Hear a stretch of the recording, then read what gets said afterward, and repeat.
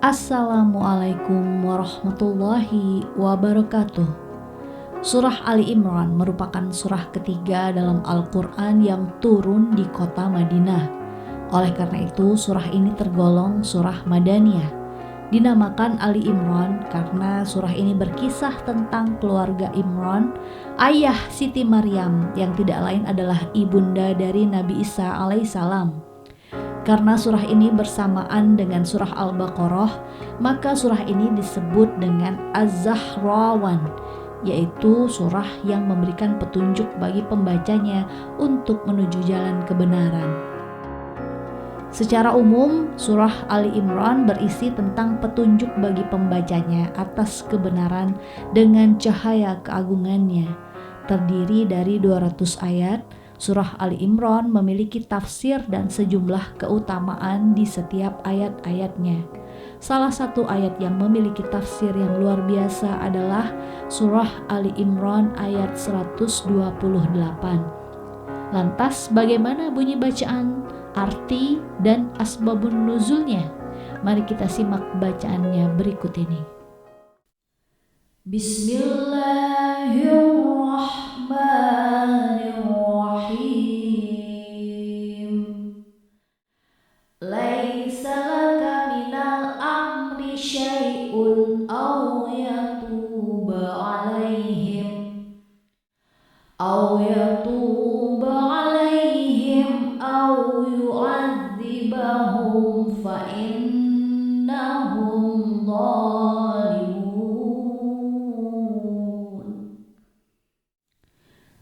Dengan menyebut nama Allah yang Maha Pengasih lagi Maha Penyayang.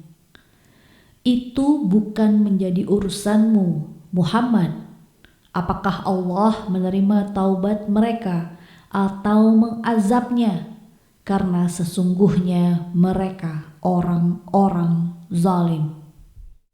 Sedikit mengingatkan bahwa surah Ali Imran banyak membahas tentang perang yang terjadi kala Nabi Muhammad menyebarluaskan Islam kepada kaum musyrikin Quraisy, antara lain perang Badar dan perang Uhud. Sekilas sebelum kita lanjut lebih jauh, kita ceritakan sedikit tentang perang Uhud. Perang Uhud adalah salah satu peristiwa yang paling signifikan dalam sejarah Islam yang terjadi pada awal periode kenabian. Peristiwa ini memiliki dampak mendalam dan banyak pelajaran yang dapat dipetik oleh umat Islam hingga saat ini. Perang Uhud berlangsung pada hari Sabtu 15 Syawal tahun 3 Hijriah atau 625 Masehi, setelah sekitar 1 tahun setelah Perang Badar. Pada saat itu, Mekah adalah pusat konflik antara umat Islam dan kaum musyrikin Quraisy yang memusuhi Islam. Perang Uhud dimulai sebagai konflik bersenjata yang disebabkan oleh dendam kaum musyrikin setelah kekalahan mereka dalam Perang Badar. Sasaran utama dari kaum Quraisy adalah Hamzah bin Abdul Muthalib. Pihak Quraisy dipimpin oleh Abu Sufyan dengan jumlah tentara sebanyak 3.000 dan sejumlah wanita-wanita pelayan. Sementara 1.000 pasukan muslimin terdiri dari gabungan orang Mekah dan Madinah.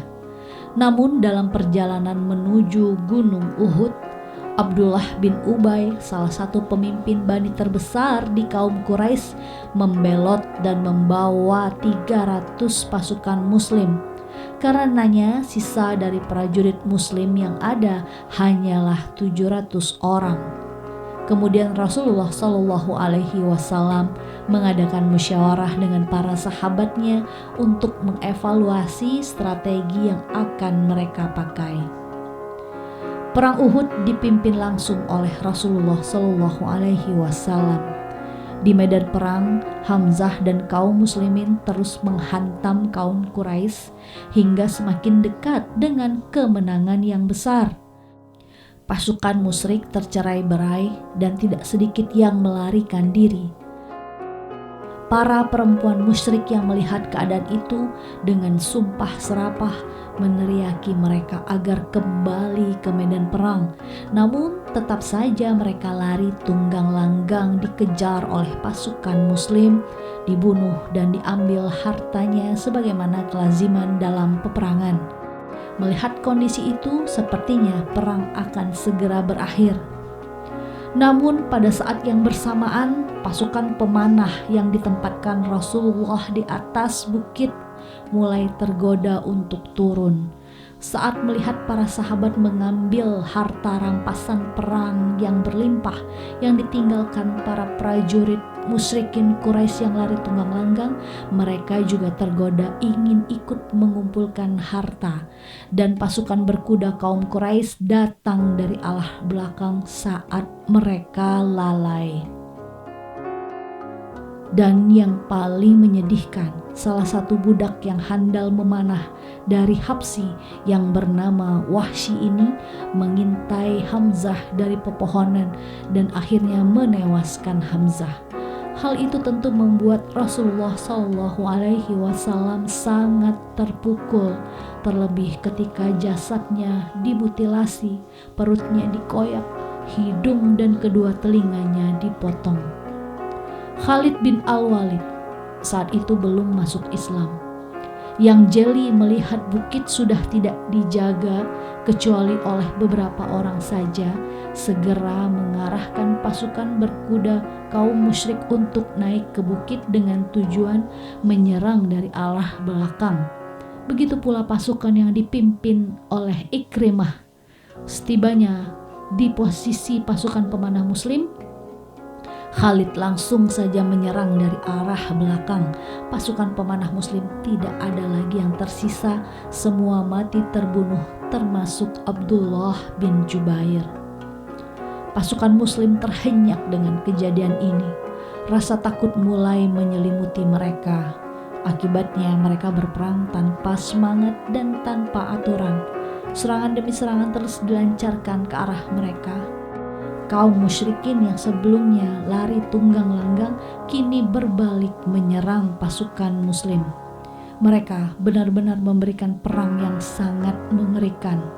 Setelah semua umat Islam berhasil mereka hancurkan, pasukan musyrikin pun berhasil mendekati tempat Rasulullah. Mereka melempari beliau dengan batu hingga jatuh tersungkur ke sebuah lubang. Salah satu gigi serinya tanggal dan kepalanya terluka. Berkaitan dengan surah Ali Imran ayat 128, Ahmad dan Muslim meriwayatkan dari Anas bahwa pada perang Uhud, wajah beliau terluka hingga berdarah dan mengalir di wajah beliau. Rasulullah dan umat Islam sangat marah. Siapapun tidak akan menerima ketika Rasulnya dilukai oleh orang musyrik. Rasulullah juga sangat marah dan geram dengan ulah mereka. Bahkan kejadian itu membuat kesabaran Rasulullah hilang. Sambil mengusap darah yang mengalir dari luka itu, lalu Rasulullah SAW bersabda, "Bagaimana satu kaum akan beruntung jika mereka melakukan ini terhadap nabi mereka yang mengajak mereka kepada Tuhan mereka?" Rasulullah kemudian hendak memohon pertolongan kepada Allah agar membumi hanguskan musuh-musuh Islam yang ada dalam perang Uhud. Namun tiba-tiba Allah Subhanahu wa Ta'ala memberikan peringatan bahwa semua itu atas kehendak Allah. Ahmad dan Al-Bukhari meriwayatkan dari Ibnu Umar. Dia berkata, "Saya mendengar Rasulullah berdoa, 'Ya Allah, laknatlah si fulan. Ya Allah, laknatlah Al-Harits bin Hisam. Ya Allah, laknatlah Suhail bin Amr. Ya Allah, laknatlah Safwan bin Umayyah.'" Nabi bersedih dan merasa kurang berhasil dalam menyampaikan dakwah kepada manusia. Lalu kemudian Allah Subhanahu wa Ta'ala menurunkan ayat ini, surah Ali Imran ayat 128. Allah menurunkan ayat ini untuk menghibur Nabi Muhammad SAW dan menegaskan bahwa hidayah dan taufik hanya datang dari Allah. Manusia, meskipun seorang nabi, tidak akan mampu memberi hidayah tanpa izinnya. Maka turunlah ayat ini sebagai teguran kepada Rasulullah ketika hendak mendoakan keburukan kepada orang-orang yang tidak beliau senangi. Perihal latar belakang kemarahan Rasulullah didorong oleh beberapa alasan. Di antaranya yang pertama, ketika pasukan musuh mendekati Rasulullah dan menyerangnya, beliau pun terluka. Rasulullah hendak mendoakan kehancuran bagi mereka sebagaimana riwayat Utbah bin Abi Waqqas. Kedua, menurut riwayat Salim bin Abdullah, ada 3 tokoh yang paling berperan di balik perang Uhud yang menyebabkan umat Islam kalah dan memiliki keinginan besar untuk membunuh Rasulullah, yaitu yang pertama Abu Sufyan, kemudian Harits bin Hisam dan Safwan bin Umayyah. Melihat aksi mereka yang sangat brutal, tentu saja membuat Rasulullah berdoa kepada Allah agar ia melaknat mereka. Akan tapi kemudian Allah menegurnya dengan ayat Ali Imran 128. Yang ketiga, terakhir, Rasulullah marah kepada pasukan pemanah yang meninggalkan bukit demi mendapatkan harta rampasan. Akhirnya beliau hendak mendoakan mereka agar diberi ampunan oleh Allah. Akan tetapi sebelum Rasulullah berdoa, Allah terlebih dahulu menegurnya dengan ayat di atas. Syekh Mutawalli As-Sa'rawi dalam tafsirnya mengatakan pada potongan ayat ini mengandung pelajaran yang sangat penting, yaitu perihal hilangnya semua kesalahan yang dilakukan oleh manusia di kala kafir. Nah, ketika ia bertobat dan diterima oleh Allah Subhanahu wa Ta'ala. Setelah turunnya ayat ini, Nabi tidak sekalipun mengutuk seseorang dan tidak pula mendoakan hal-hal buruk terhadap mereka. Ketika ada yang mengusulkan agar beliau mendoakan kebinasaan seseorang atau sekelompok, beliau menjawab, "Saya tidak diutus untuk menjadi pengutuk, tetapi saya diutus untuk mengajak dan membawa rahmah. Ya Allah, ampunilah kaummu karena mereka tidak mengetahui." Seperti apapun keburukan yang pernah dilakukan, sebanyak apapun dosa yang ada dalam diri seseorang, ketika ia sudah bertobat kepada Allah dan taubatnya diterima, maka semua kesalahan dan dosa-dosa tersebut akan hilang dari dirinya. Dengan adanya potongan ayat ini, akhirnya Rasulullah tidak jadi mendoakan keburukan bagi mereka.